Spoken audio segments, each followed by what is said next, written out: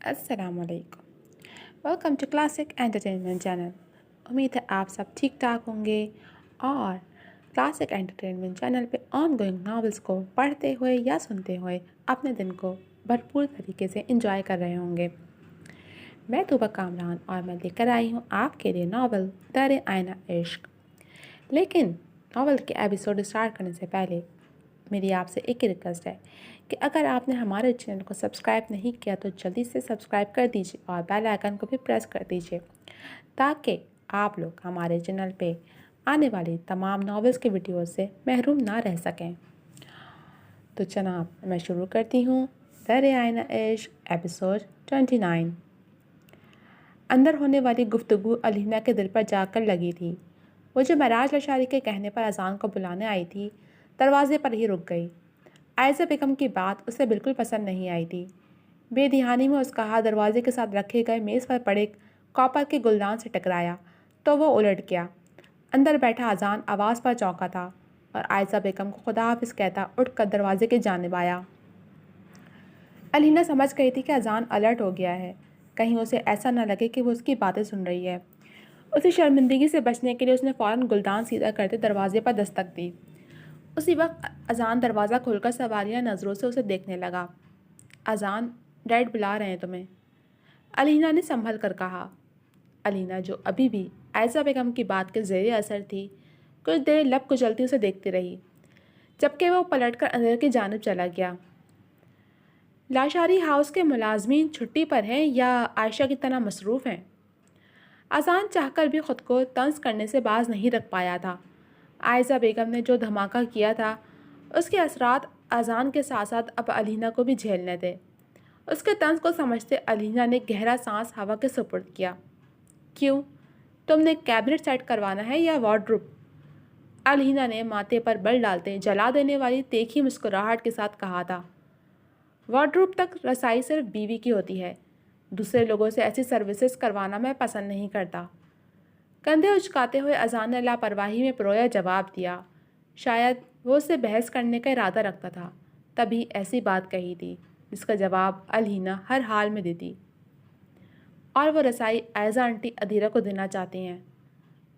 अलीना की ज़बान से फिसला था। वो चाह कर भी अपने लहजे की जलन को छुपा नहीं पाई थी। अजान के नाम के साथ किसी का नाम जोड़ना भी वो बर्दाश्त नहीं कर सकती थी, और यहाँ तो शादी की तारीख तय होने की बात हो रही थी। फिर वो कैसे झेल जाती, और फिर आयशा बेगम कौन होती थी अजान के लिए फ़ैसला लेने वाली। उसका फितरी गुस्सा और खुदसरी उदा कर आई थी। अलीना की बात पर अजान ने चौंक कर उसको देखा था।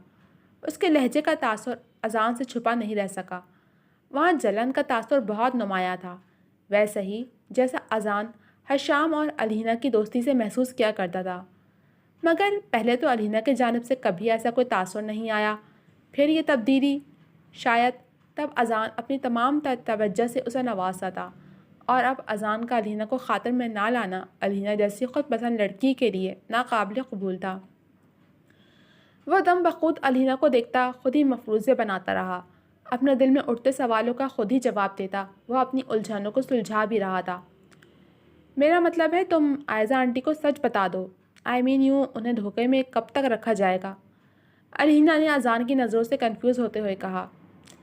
ये तुम्हारा प्रॉब्लम नहीं है। अब रुचकाते अजान बाहर के जाने बढ़ा। तो क्या अदीरा से शादी कर लोगे? अलीना ने माथे पर बल डाले अजान को घूरते हुए तनदही से इस्तफसार किया। जिससे भी करूँ, ये तुम्हारा प्रॉब्लम नहीं है। बिना पलटे गुस्से से कहता हुआ आगे बढ़ा था, मगर फिर कुछ सोच कर रुक गया। वैसे भी Adira is a nice girl. अजान ने न जाने क्यों ये बात कही थी। शायद नादानिस्ता तौर पर वो अलीना का जवाब जानना चाहता था, मगर अलीना बस खामोशी से उसे देखती रही। उसके दिल की हालत अजीब हो रही थी। अपने लब दांतों तले जमा कर वो ख़ुद को बहुत मुश्किल से कंट्रोल किए हुए थी। अजान के मुंह से ऐसी बात उसे बिल्कुल पसंद नहीं आई थी। ये सब सुनना ही उसके लिए काफ़ी अजियतनाक था। क्या हुआ, तुम कुछ बोल क्यों नहीं रही?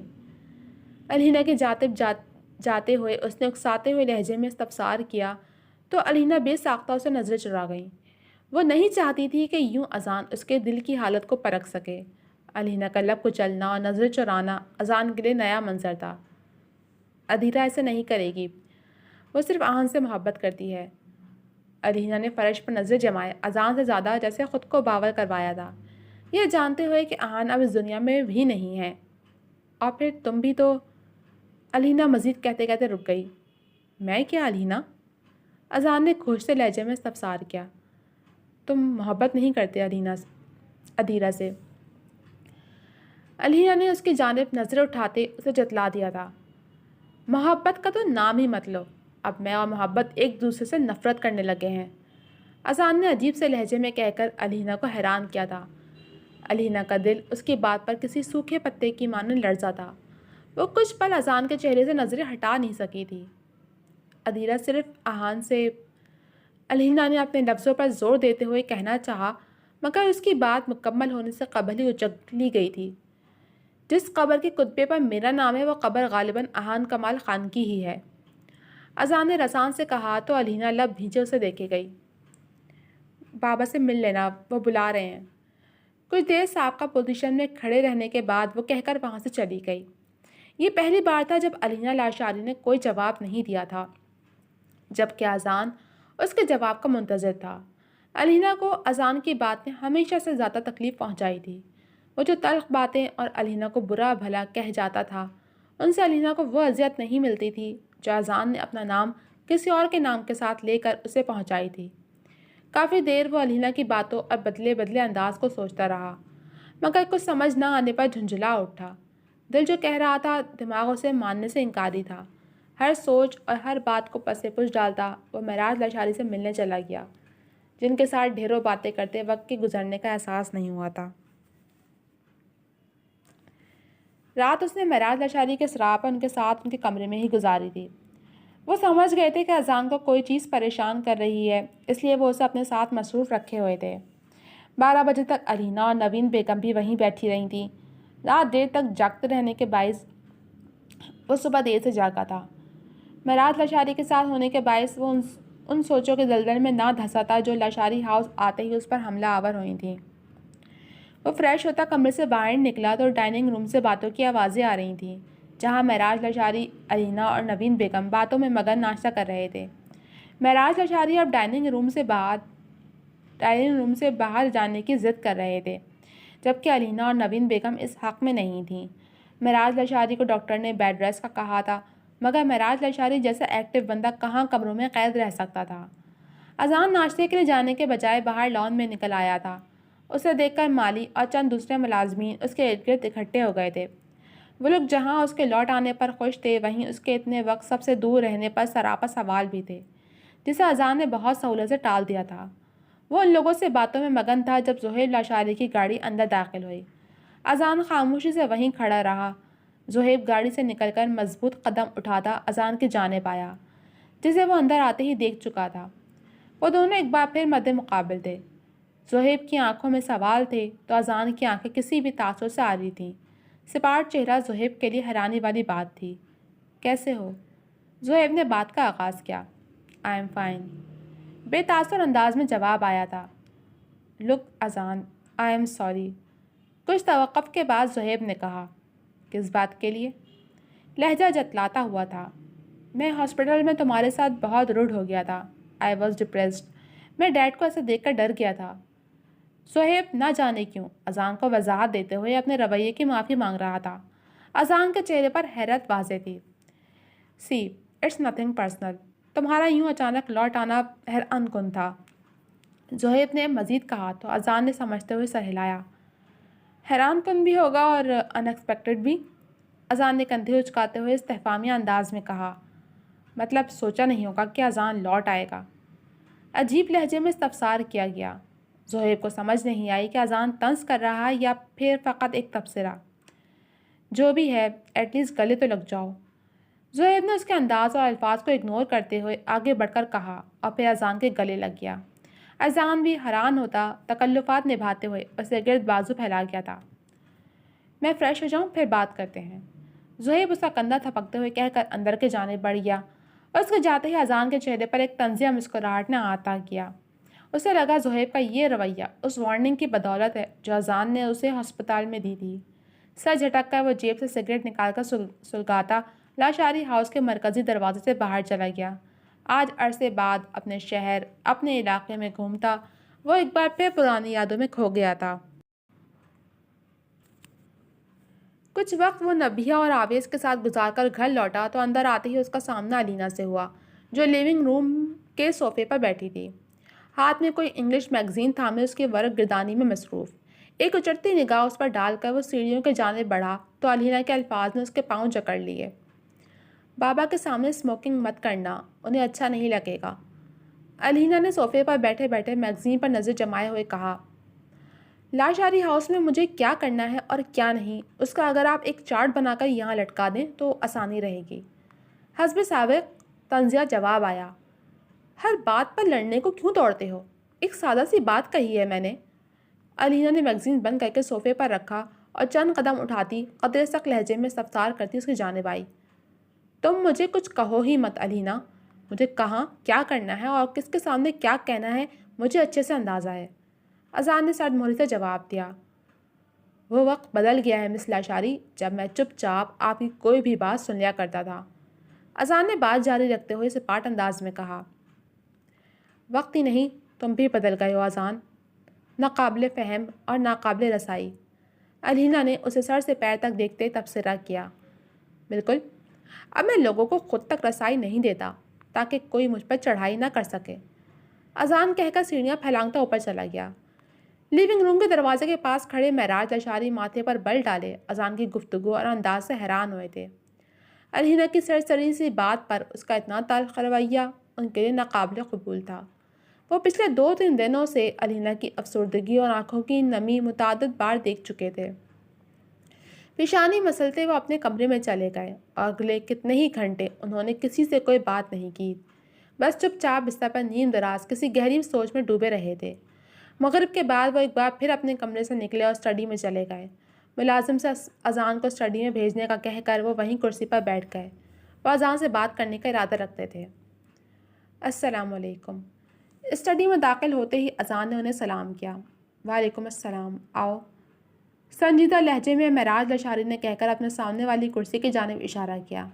ان کے لہجے میں کہیں وہ خوشی اور وہ والہانہ پن نہیں تھا جو اذان گزشتہ 2 دنوں سے دیکھتا آیا تھا۔ آپ یہاں کیوں آ گئے؟ آپ کو آرام کی ضرورت ہے؟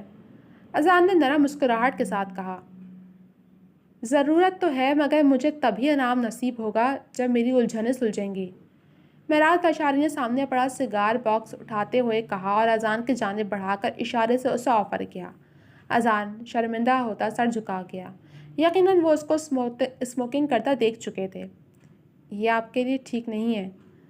اذان نے ان کے ہاتھ میں پکڑے سگار باکس کی جانب اشارہ کرتے ہوئے کہا، ٹھیک تو کسی کے لیے نہیں ہے، پر جب عادت لگ جائے تو اپنے بھائی کو کھویا تھا تو یہ عادت لگی تھی، تم نے کیا کھویا اذان؟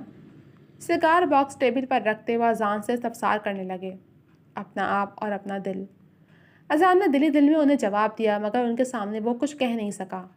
اذان، تم جانتے ہو تم نے میرے بہت سے سوالوں کے جواب دینے ہیں، لاتعداد الجھنیں سلجھانی ہیں۔ معراج لاشاری اذان کی جانب سے کوئی جواب نہ پا کر اس کی آنکھوں میں دیکھتے ہوئے گویا ہوئے تو وہ سمجھتے ہوئے سر ہلا گیا، میں بتاؤں گا آپ کو، ہر الجھن سلجھا دوں گا، بس ابھی آپ ٹھیک ہو جائیں۔ اذان نے ان کا ہاتھ تھامتے ہوئے نرمی سے کہا، وہ سب بعد میں، بس ایک سوال کا جواب ابھی دے سکتے ہو؟ سوالیہ نظروں سے اذان کو دیکھتے استفسار کیا تو وہ فقط انہیں دیکھتا سر اس بات میں ہلا گیا۔ ہونے والے سوال کی نوعیت سے انجان وہ ان کی جانب ہی دیکھے جا رہا تھا مگر اندر ہی اندر وہ پریشان بھی ہوا تھا کہ معراج لاشاری اسے کیا پوچھنے والے ہیں۔ اذان، علینا نے ایسا کیا کیا ہے جو تم مجھ سے اتنے خفا ہو؟ معراج لاشاری کے سوال پر اذان کو حیرت ہوئی۔ وہ لب کچلتے انہیں دیکھتا گیا۔ وہ ان سے کچھ کہہ نہیں سکتا تھا، اپنی بیزارگی اور بیگانگی کی وجہ بیان نہیں کر سکتا تھا۔ معراج صاحب کی سوالیہ نظریں اس کے چہرے پر ہی ٹکی تھیں۔ اذان اگلے ہی پل سنبھل کر خود کو آنے والے مزید سوالوں کے لیے تیار کرتا کہنے لگا، نہیں، میں خفا نہیں کسی سے بھی۔ اذان نے مصنوعی مسکراہٹ کے ساتھ کہتے انہیں اپنی بات کی صداقت کا یقین کروانا چاہا مگر وہ بری طرح ناکام ہوا۔ مجھے ایسا نہیں لگا، جہاں وہ ہوتی ہے وہاں سے اٹھ کر چلے جاتے ہو، اس کی موجودگی میں تم کمرے میں آنا گوارا نہیں کرتے، اس کی سادہ سی بات پر تم خاصے تلخ ہو جاتے ہو، اور اس کے کسی سوال کا جواب ٹھیک سے نہیں دیتے۔ معراج لاشاری نے اس سے شکایت کی تھی اور وہ سب شکایات علینا کی ذات کو لے کر تھیں۔ یہ بات اذان کو پسند نہیں آئی تھی۔ اسے لگا یہ شکایات معراج لاشاری نہیں علینا کر رہی ہے۔ یہ سب علینا نے کہا ہے آپ سے؟